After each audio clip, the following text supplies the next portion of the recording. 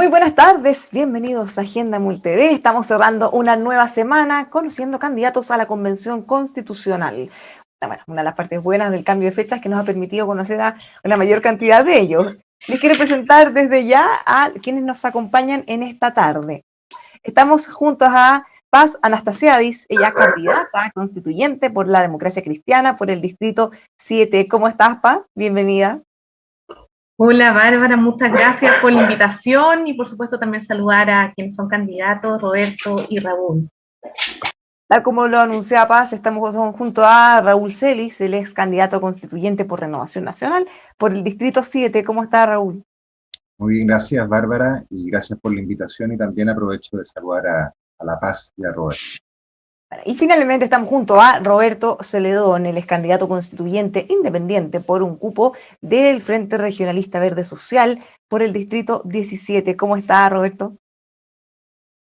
Encantado de saludar a Paz y a Raúl a su vez. Bueno, muchas gracias desde ya por acompañarnos y partir como siempre, dándoles un espacio para que ustedes puedan presentarse, contarnos algo de su trayectoria y sobre todo por qué decidieron emprender este difícil camino para llegar a la convención. Paz. Bueno, y agradecer el espacio, porque la verdad que es necesario poder darnos a conocer y comentar de este proceso. Yo soy abogada, tengo 38 años, me encuentro cursando un magíster en cultura jurídica. He sido asesora legislativa de gran parte de mi carrera profesional y además seremos Justicia y Derechos Humanos en la quinta región acá en Valparaíso. La verdad que me ha tocado participar en distintos proyectos, trabajé en el proceso constituyente, dentro de toda la reforma, el paso que se dio a abrir lo que hoy día estamos viviendo, no solamente el plebiscito del apruebo-rechazo, que ganó un 80%, quienes dijimos aprueba una nueva constitución, convención constitucional, y las modificaciones, el primero y segundo retiro y otros proyectos más, y creo que desde esa experiencia también poder aportar con esos conocimientos en este proceso que es corto, que son máximo 12 meses para poder construir una nueva constitución, esa propuesta de llevar un plebiscito y convencida de que desde lo jurídico podemos entender el derecho, pero también mirándolo desde la perspectiva de ese bien común necesario de entregar ese Estado al servicio de la persona humana. Muchas gracias, Paz. Raúl. A mí me gustaría, Bárbara, concentrarme en las razones de por qué me presento como candidato. A mi juicio, a partir del 18 de octubre del año 2019 se inicia o estalla, digamos, en el país un conflicto que se disimuló hasta el día 15 de noviembre con un ejecutivo completamente paralizado. El 15 de noviembre se suscriben los acuerdos por la paz social y una nueva constitución. La paz social no ha llegado desde el 15 de octubre, desde el 15 de noviembre del año 19, ni siquiera ha sido condenada unánimemente por sectores especialmente relacionados con el Partido Comunista y algunos del Frente Amplio. Y respecto de la nueva constitución, claro, es un proceso que está en formación, pero con una democracia, a mi juicio, Bárbara, sumamente debilitada, con un ejecutivo frágil, con una institucionalidad que yo creo que está en peligro. Entonces, cuando uno se encuentra con un país en una situación sumamente delicada, de hecho yo no la había visto así en los últimos 30 años, creo que constituye una obligación personal para quienes tenemos alguna relación con la materia. Yo también soy abogado, fui intendente regional entre los años 2010 a 2014. Tenemos la obligación, digo, de estar presentes para tratar de imponer o lograr retomar el sentido común, ¿ah? Que yo creo que es lo que Chile ha perdido en el último tiempo. Esas son las motivaciones. Muchas gracias, Raúl. ¿Cuáles son sus motivaciones? Algo también de su trayectoria, Roberto. Yo soy abogado, estudié en la Universidad Católica de Santiago, y desde siempre, digamos, me ha interesado el tema constitucional.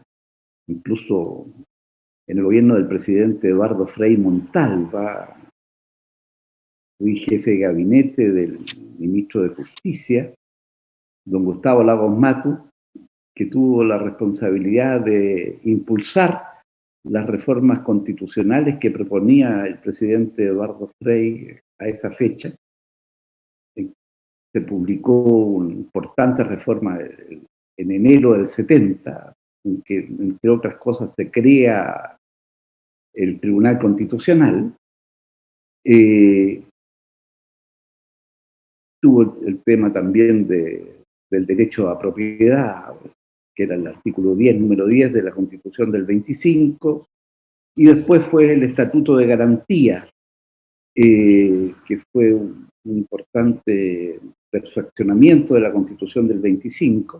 He estado siempre en esta materia, he sido profesor universitario en otra área, pero siempre ligado al tema de los derechos humanos. Y creo que esto es un fruto extraordinario, el fruto más benéfico para el país del estallido social, porque es imprescindible cambiar la Constitución definitivamente, dar vuelta a la página en relación con la Constitución del 80, que causó mucho daño a nuestro país. No es democrática, introdujo malévolamente un concepto del enemigo interno, digamos, una constitución basada en la ideología de la seguridad nacional, que primó en aquel tiempo en todas las dictaduras en América Latina, y que trató de excluir, y de hecho lo hacía el artículo 8 de la Constitución original, a un sector de la sociedad, introdujo el concepto de enemigo interno que perturba permanentemente la paz social.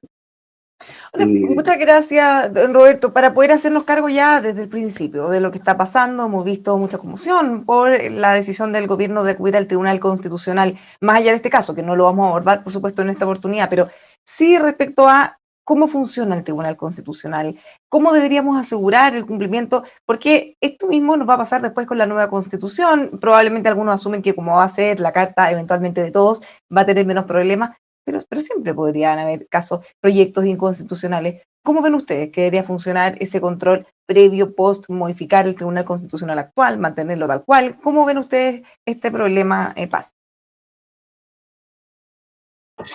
Bueno, acá tenemos aristas respecto del Tribunal Constitucional, y yo creo que tomándole atención el punto de que hoy día hay un requerimiento en curso que no ha sido declarado admisible, aún es tiempo para poder retirarlo y estar en sintonía con lo que la sociedad quiere. Las necesidades ante la crisis socioeconómica a raíz de este COVID-19 son durísimas en los hogares, y la verdad que se necesita paliar esta crisis de alguna manera, y esa es una de las alternativas que tiene más sustento hoy día por el criterio universal que tiene. Pero mirándolo desde la perspectiva del segundo retiro, cuando acude este mismo requerimiento ante el Tribunal Constitucional, tiene dos críticas. Uno de ellos, el voto dirimente de quien es presidente del Tribunal Constitucional, que fue en su momento también la persona encargada dentro de la moneda de segundo piso, en el primer gobierno del presidente Piñera. Y por otra parte también tenemos entonces la conformación, pero de ahí yo resalto el voto que fue finalmente el contrario a la decisión de declararlo inconstitucional, donde finalmente lo que hace entrever es que existen atribuciones que son concretamente jurídico-constitucionales por parte del Tribunal Constitucional, y en ningún caso la atribución puede ser a nivel de control político, dejando entrever, de cierta manera, que esto significa finalmente un control político de una actuación que es de un órgano democrático, que es el Congreso Nacional. El Congreso Nacional, pero volviendo, perdón, a la pregunta, para poder encauzarlo... sí, pero por el poder, claro, precisamente, por el poder constituyente derivado, que organiza a través de la misma mandato constitucional, que nosotros tendremos un poder para poder finalmente concretar.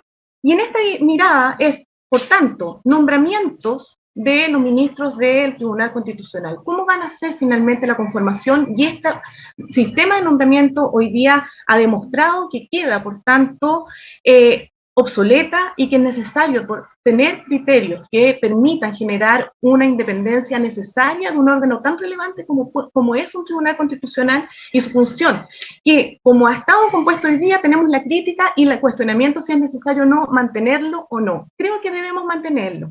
Creo en un control preventivo en cuanto a la necesidad de tener procedimientos ajustados al sistema constitucional, pero que en ningún caso un tribunal constitucional pueda mantener teniendo controles políticos. Y por eso hago el recuento de lo que sucede hoy día, porque es justamente hacia dónde va esta mirada, de dónde cambiar y cómo entonces establecer un sistema jurídico constitucional de control que permita entonces resguardar el mandato constitucional para todos los órganos, inclusive para el mismo Tribunal Constitucional.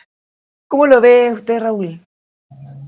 Primero, ¿debe haber un control constitucional? A mi juicio, sí. ¿Quién debe hacer ese control constitucional? Puede ser la Corte Suprema, puede ser otro tribunal especial que se cree, pero desde luego no el Tribunal Constitucional actual en la forma en que está constituido. Entonces, debe haber control de constitucionalidad, debe existir un órgano que lo ejerza, siendo casi indiferente si es la Corte Suprema o uno que se cree al efecto o un nuevo Tribunal Constitucional. ¿Cuándo debe hacerse este control de constitucionalidad? A mi juicio, a posteriori. No a priori, a posteriori. Y para lograr eso, yo lo que haría es dotar a las leyes del Congreso una presunción de constitucionalidad, ¿ya?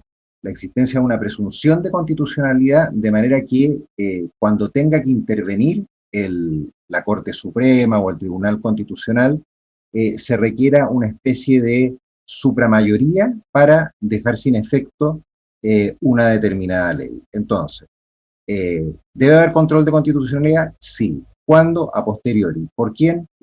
Puede ser la Corte Suprema o un órgano especial, dotando de presunción de constitucionalidad a las leyes que emanan del Congreso, pero con esta salvedad de exigir quórum especiales para la declaración de inconstitucionalidad de una ley. En el caso de mantener, ya sea este o un nuevo tribunal constitucional renovado, ¿qué cree que debería cambiarse? Por ejemplo, la forma de elegir a sus miembros, que ha sido uno de los puntos más discutidos. No, sin duda la forma de nombramiento de los miembros tiene que cambiar rotundamente, así como tiene que cambiar la forma de nombramiento de muchos funcionarios del país que está entregada al Ejecutivo. Una de las críticas que se ha hecho a la Constitución del 80 es un hiperpresidencialismo.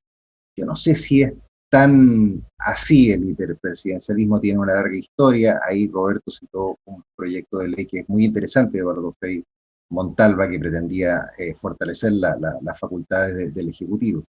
Pero esas facultades del presidente se ven en el nombramiento de funcionarios superiores de la administración del Estado, una serie de órganos donde yo creo que no corresponde que el presidente tenga tanta intervención. Entonces, yo partiría por una modificación muy importante en cuanto al nombramiento de los miembros de ese tribunal, en cuanto a los requisitos que deben cumplir, y también los dotaría también de una cierta mayor autonomía respecto del Poder Ejecutivo. Roberto, usted que nos comentaba desde los inicios, las transformaciones que han surgido, ¿cómo ve ahora el rol del Tribunal Constitucional o lo que debería reemplazarlo eventualmente? Sí, el original tenía 5 miembros, 3 ministros de Corte Suprema y 2 personas que reuniesen determinados requisitos como académico universitario, y lo proponía el presidente de la República y lo determinaba el Senado. Sí, yo estoy muy de acuerdo con las opiniones que se han vertido, digamos.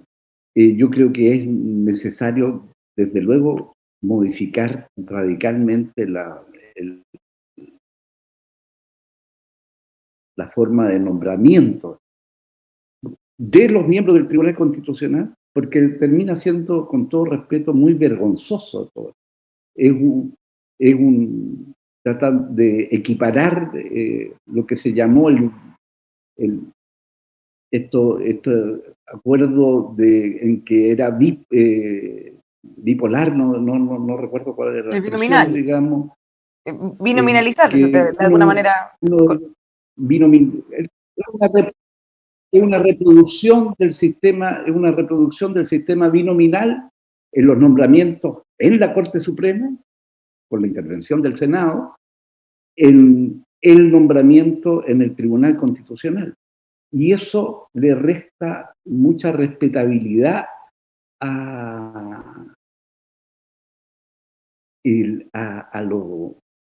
estos órganos que son fundamentales. Entonces, creo que hay que modificar radicalmente el modo de nombramiento y, a su vez, las facultades. Por ejemplo, debiese introducirse, en caso de conflicto de constitucionalidad, la consulta plebiscitaria, en que el pueblo pueda elegir, determinar si el proyecto aprobado por el Congreso, eventualmente vetado por el presidente de la República, y si hay conflicto en relación a la constitucionalidad, que pueda dirimirlo no 5 personas, sino o 10 personas. Ahora, más aún. Muchas gracias, Roberto. Vamos a seguir conversando de estos detalles en los próximos minutos. Respecto a las cosas que a ustedes les gustaría que se incorporaran, ya hablamos del control que debería haber, tal como ustedes dicen, en características distintas, pero respecto a lo que les gustaría que hubiera en el nuevo texto constitucional, por ejemplo, en lo que tiene que ver con los derechos sociales, ¿cuáles son los ejes más relevantes para ustedes por los que se la jugarían eventualmente si son elegidos como miembros de la Convención de Paz? Bueno, sin duda yo creo que acá la gran discusión y el punto está en los derechos sociales. Por dos lados, uno, tenemos un pacto de derechos económicos, sociales y culturales, no solamente suscrito, ratificado por Chile, por lo tanto los convencionales constituyentes tenemos que hacernos cargo de dichos derechos humanos dentro de este debate constituyente, y además tenemos un 80% de nuestro país que democráticamente hemos dicho que sí a una nueva constitución, pensando justamente en aquellos temas que dicen relación directa con la afectación a la calidad de vida. Y principalmente, ¿por qué? Porque tenemos que lograr que nuestro Estado permita estar al servicio de la persona humana, reconociendo esa dignidad humana que es la base que sustenta cada uno de los derechos humanos. Desde esa perspectiva no nos cabe sino lograr consagrar los derechos sociales. Y lo hago como punto relevante porque hoy día están establecidos, declarados, muchos de ellos, pero no consagrados, garantizados. Tenemos que hablar de un sistema de salud, cuando hablamos de la vía que más necesario hoy día en nuestro país, que hacer una transformación profunda en materia de salud, un sistema universal que nos permita entrar a todos dentro de un sistema oportuno de calidad hacia la salud pública. Y por tanto, además, empecemos a hablar, como estamos hoy día en esto tan relevante que es seguridad social, las pensiones en concreto, cuando hablamos del agua, medio ambiente, estamos en la quinta región, la temática de vivienda es algo trascendental que tiene que hacerse cargo de nuestra Constitución, así como también fortalecer derecho a educación, los derechos laborales, y así también incorporar aquellos que son culturales y también el deporte.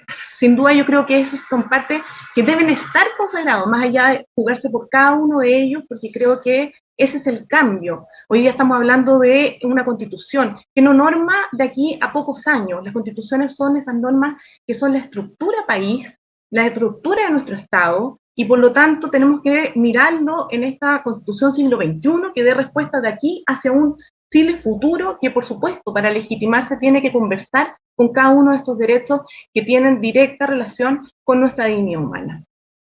Raúl, ¿cuáles son las cosas fundamentales que le gustaría incorporar en un nuevo texto constitucional? En primer lugar, como abogado de provincia, fortalecer la regionalización sin ninguna duda. Y concretamente dentro de la regionalización, la administración local, o sea, los municipios. Esa es una materia que todos los gobiernos de todos los sectores siempre prometen. De hecho, en el programa de gobierno del actual gobierno yo participé, redacté parte, o sea, intervine en la discusión, pero lamentablemente no quedó mucho de lo que conversamos. ¿Y por qué no queda lo que se conversa? ¿Por qué los gobiernos no concretan la regionalización? Porque regionalizar implica entregar poder, desprenderse del poder, distribuir el poder. ¿Ah? Entonces, claro, llegado el momento de los que hubo, los gobiernos no están dispuestos a hacer eso.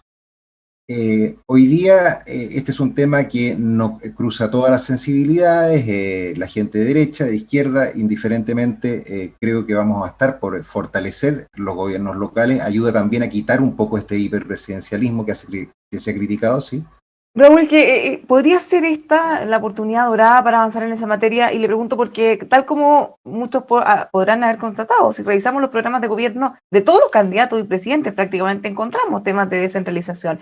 En este caso estamos hablando de personas que no son incumbentes, no tienen cargo, no van a de alguna manera poner en riesgo sus atribuciones, su poder, y sí avanzar en esa materia.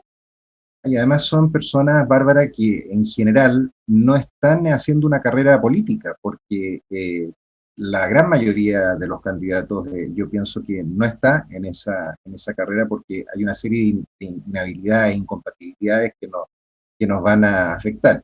Si uno lo mira numéricamente, son poco más de 90 los convencionales de regiones contra 60 de Santiago. Ya ese solo hecho, independientemente de que muchos de Santiago, debería ayudar a provocar esas mayorías. Y para lograr este potenciamiento de los gobiernos locales se requiere, en primer lugar, una descentralización política, que significa elección de autoridades, se está avanzando hoy día con las autoridades regionales, una descentralización administrativa, o sea, entrega de las facultades, desprenderse del poder, una descentralización fiscal que implica recursos, otorgamiento de recursos, una capacitación del capital humano de regiones, que se dice que no se entregan los dineros porque en regiones no hay gente competente, bueno, hagámoslas más competentes, entreguémosles, y finalmente una participación ciudadana. Ahí caben organizaciones ciudadanas, incluso puede contemplarse plebiscito. Vamos a estar conversando de las otras materias también. Roberto, ¿cuáles son sus prioridades? Mira, yo creo que la nueva Constitución debe basarse en dos pilares. Uno, tener al pueblo como soberano. Todas las limitaciones que ha tenido la democracia y la desafectación del pueblo de Chile en relación a la institucionalidad política y a los partidos políticos tiene que ver mucho, que queda completamente excluido efectivamente de la orientación y determinación del poder político que gobierna. La democracia tiene que ser un pilar fundamental, con formas de democracia participativa y con formas de democracia representativa. Segundo, a mi juicio, el pilar fundamental, la piedra angular sobre la que debe basarse la futura constitución y la futura institucionalidad y fin del Estado debe ser los derechos humanos en su plenitud, tanto los derechos civiles y políticos como los derechos sociales, económicos y culturales y los derechos ambientales, como se les denomina derechos humanos de tercera generación. Sobre esa base debemos construir el nuevo Estado. Entre los sociales, bueno, están, por cierto, la educación, la salud, la vivienda, la seguridad social. También creo que es fundamental recuperar para el país lo que son sus riquezas naturales. Nuestro cobre, que fue nacionalizado, primero chilenizado, después nacionalizado en su plenitud en julio del 1971, hoy día está por las vías de las concesiones en 2/3 en manos de privados, principalmente extranjeros. Igual ocurrió con un recurso que es de la naturaleza, como es el agua, está también privatizada, transformada en negocio también. N riquezas que tenemos como país están en manos de fuera del Estado de Chile, que quedado fuera del Estado, del control y dirección del Estado de Chile. Eso es fundamental recuperar. Bueno, don Roberto menciona varias cosas que probablemente pueden generar tensión. Cuando se hable del derecho de propiedad, por ejemplo, cuando se hable del derecho de agua. ¿Cómo ven ustedes, no sé si esos o quizás otros temas también que pudieran ser los más complejos, en los que va a haber más disenso, Paz? ¿Cuáles creen que van a ser los temas más complejos de ponerse de acuerdo? Yo creo que acá va a haber una permanente debate acerca de la consagración propiamente y la tutela y la garantía de los derechos sociales en su conjunto.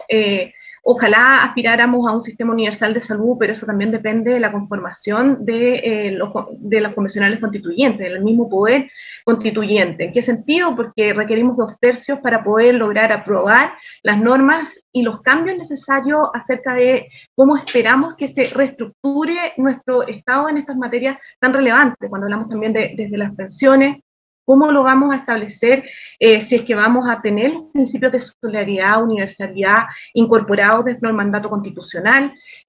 También podemos hablar, por supuesto, desde el agua, la propiedad.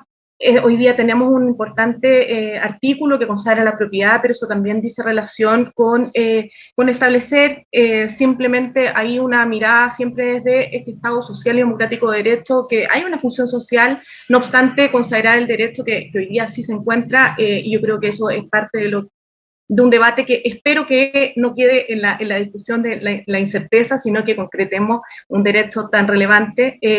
Por otro lado, cuando hablamos de medio ambiente... Perdón, y en ese caso el derecho de propiedad sería partidario entonces de mantenerlo tal como está, porque ya está establecida esa función, o la dependencia de la función social, por ejemplo.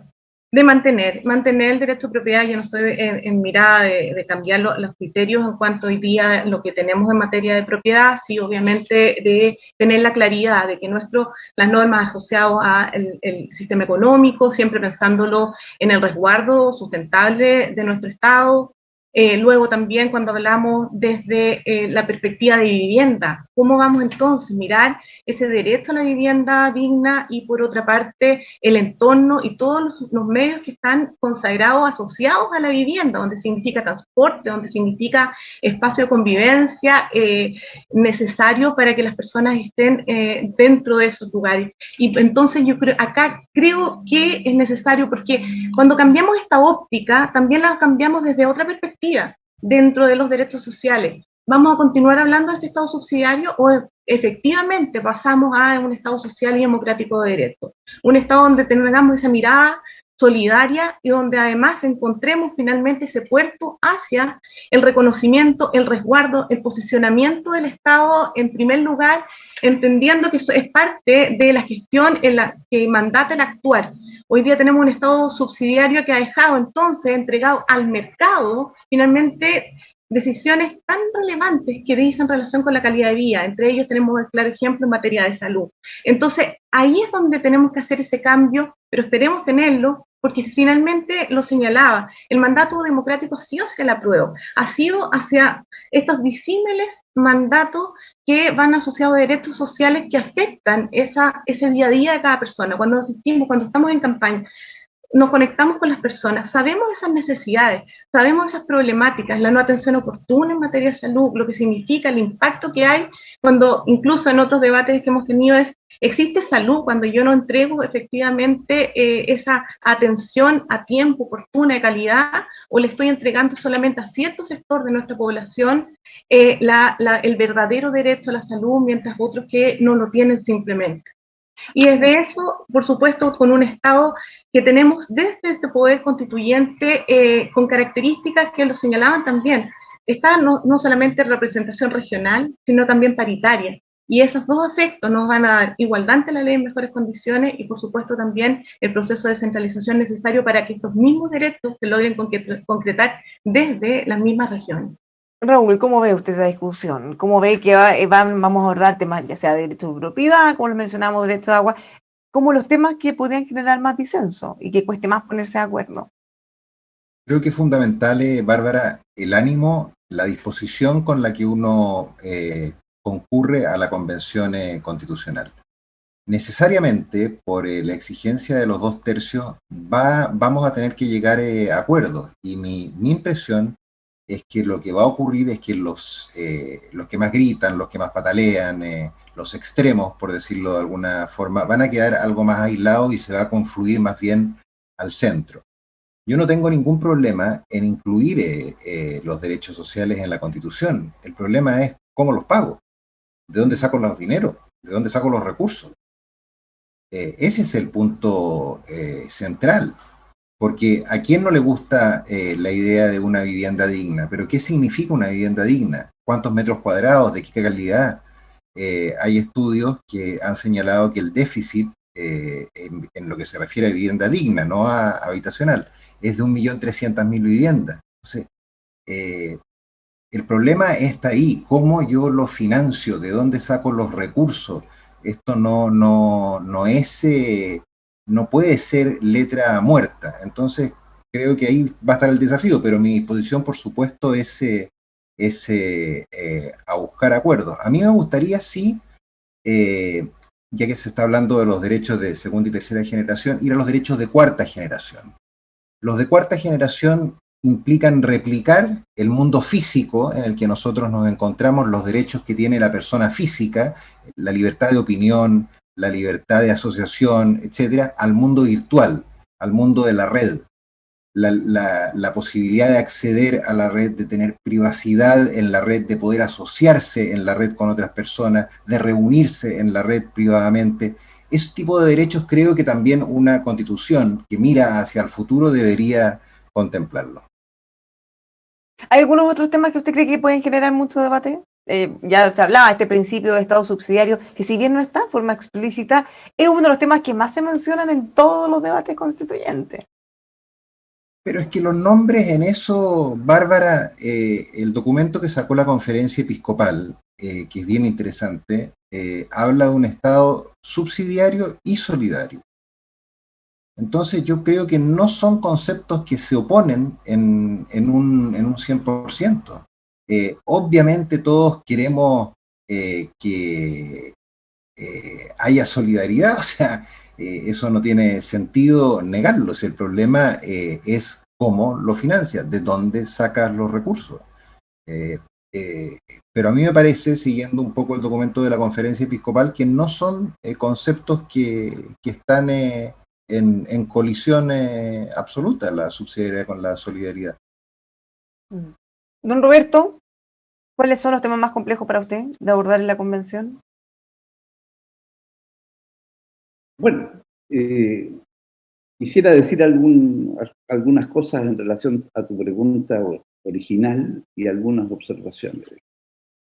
Uno, el derecho a propiedad. El derecho a propiedad, el artículo 10, número 10 de la Constitución del 25, la primera reforma que sufrió fue en el gobierno del presidente Alessandri, con motivo del tema de la reforma agraria.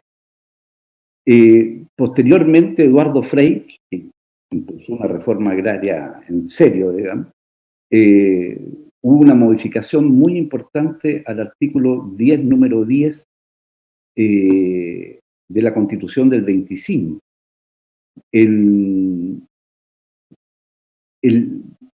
Yo me quedo, si es por texto, con la del 25 y no por ningún motivo por la del 80, porque la del 80 tiene una profunda contradicción. En el artículo 19, número 23, señala que todos los bienes de la naturaleza que son de propiedad común no tienen la libertad de dominio y de transferencia. Y luego, en el artículo 19, número 24, sobre el derecho a propiedad, en definitiva, a las concesiones le concede el mismo rango, digamos, respecto de las aguas, por ejemplo, respecto del cobre. En definitiva, no se tiene el cobre, pero se tiene la concesión, y eso es un derecho inalienable y absoluto respecto del que recibe la concesión. Así se distorsiona todo, ¿no? El derecho de propiedad está sometido, como lo dice la Iglesia, a una hipoteca social. Y eso es lo fundamental. El Estado subsidiario, en definitiva, fue un enunciado inocente para, al final, dar impuesto lo que hoy día se llama el modelo neoliberal, en que se comercializa todo. A través de la privatización se comercializó todo. La educación se privatizó y se transformó en negocio. La salud se transformó en negocio. La vivienda en negocio. Todo es negocio. Y eso pervierte también de un punto de vista no solo del acceso a los derechos, sino que también la espiritualidad de un pueblo. Se viola lo que el cardenal Silva Enrique llamaba el alma de Chile. El estado actual de las cosas y la violencia que significa que unos acumulen, y aquí estamos con un ejemplo muy reciente, dado las informaciones sobre la pandemia y de los súper ricos, digamos, es todo de una violencia en que no podemos seguir mirándolo como si fueran hechos de la naturaleza y hechos naturales, en que unos acumulan de manera insospechada para el común de la gente, y el común de la gente sufre restricciones y restricciones a raíz de la pandemia. Entonces, tenemos que restablecer un rol del Estado que es fundamental como rector del bien común, y ese siempre fue el rol que tuvo en Chile entre nosotros. ¿Somos un país de hermanos o no somos un país de hermanos, como lo planteaba Silva Enrique? Sí, muchas gracias, don Roberto. Y finalmente, bueno, lamentablemente van a quedar muchísimos temas fuera, pero una de las primeras misiones que ustedes van a tener, si es que eventualmente pudieran llegar a esta convención, es ponerse de acuerdo, y ese va a ser el primer desafío, en cuáles van a ser sus propias reglas del juego, cuál va a ser el reglamento. ¿Cómo ven ustedes las discusiones que se están dando respecto a qué cosas deberían acordar o no? Por ejemplo, si hay que tener sesiones con algún tipo de reserva, a la posibilidad de tratar de modificar el hecho de que en lo que no se llegue a acuerdo, por ejemplo, poder plebiscitarlo. ¿Cómo ven ustedes el desafío que va a ser básicamente acordar el reglamento, Paz? Bueno, primero una precisación. Si bien la subsidiariedad no está establecida en la Constitución como palabra subsidiariedad, lo que tenemos es el 19 número 21, que establece que el Estado, sus organismos, solo en virtud de una ley de quórum calificado pueden intervenir en materia en el sistema económico. Entonces, ahí es donde se desprende la subsidiariedad, la chilena que tenemos, que es distinto a esta mirada de subsidiariedad, solidaridad, que enfoca a un Estado que llega cuando justamente en los no están, pero esa mirada es sin que exista el mandato legal previo para cada vez que pueda aparecer el Estado, que eso es lo diferente y esa es la mirada de establecerlo como parte del proceso. Y en esto del reglamento, bueno, efectivamente nosotros tenemos un mandato, 2/3 es el quórum que se estableció para cada uno de ellos, y estimo que acá lo primordial es que podamos tener un sistema, una convención constitucional que permita ser legitimadora. ¿Y eso qué significa? Que tengamos un proceso donde nos permitamos entregarlo la información pública, transparente de lo que se está viviendo dentro del proceso. Yo lo he comentado también, necesitamos necesariamente que no solamente estemos entregando el trabajo desde el lugar donde estemos convocados, sino que además estemos en terreno. Esa necesidad del contacto, de volver a confiar en quienes tienen el mandato de representación, de esa voz de la ciudadanía, es necesario recuperar.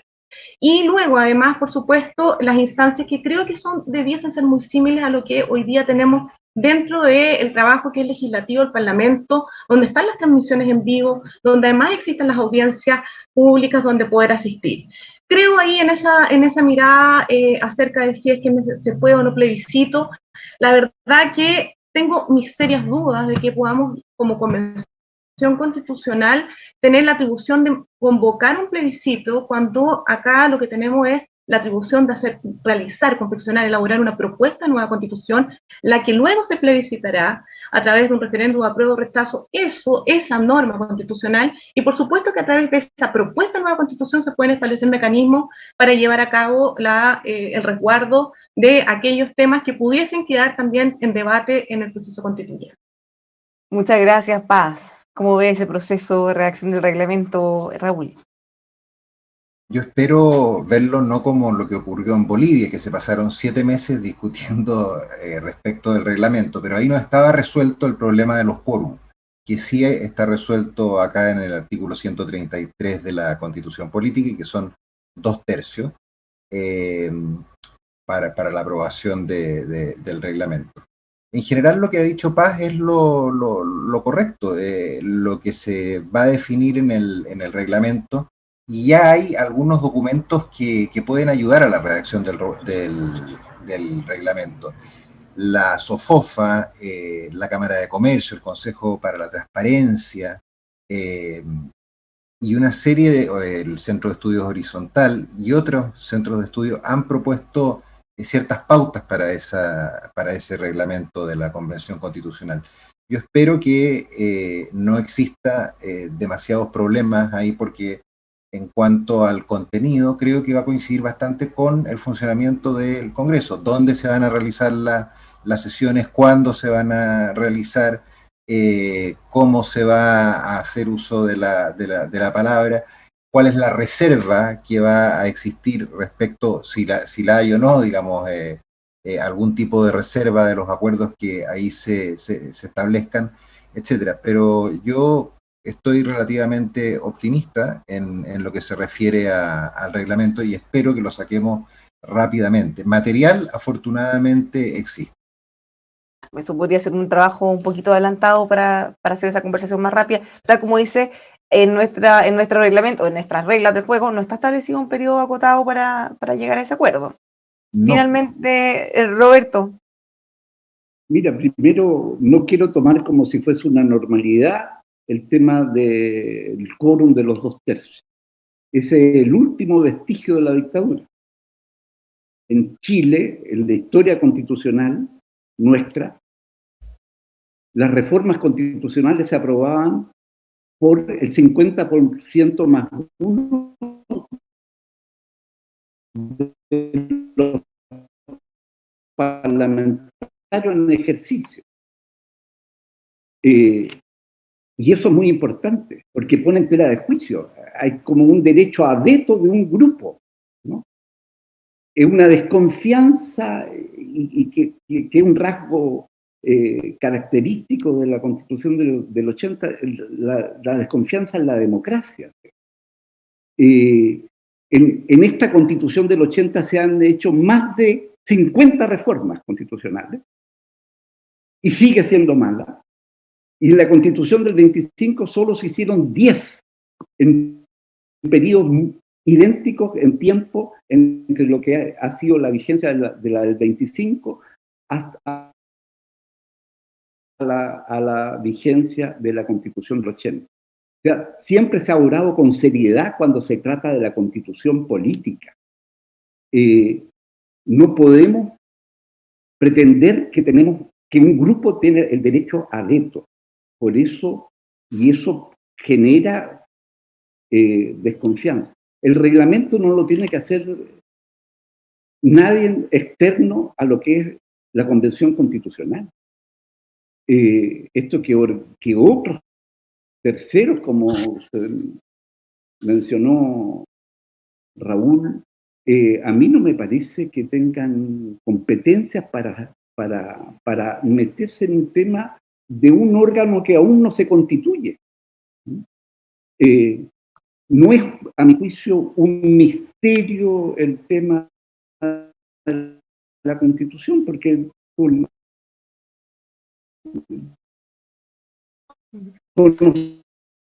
la Constitución tiene una temática que es fundamental y hay una parte de las organizaciones del Estado, digamos.